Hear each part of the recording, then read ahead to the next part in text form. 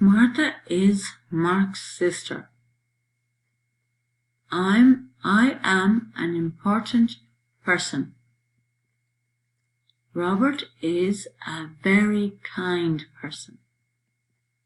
Lucy never forgave her partner. I think that doctor is very clever.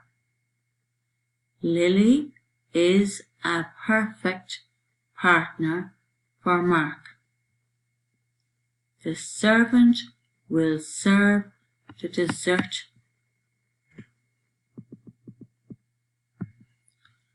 I never use pepper on my dinner. Mary has a silver ring on her finger. I will order a big cake from the baker. I felt much better after my hot dinner.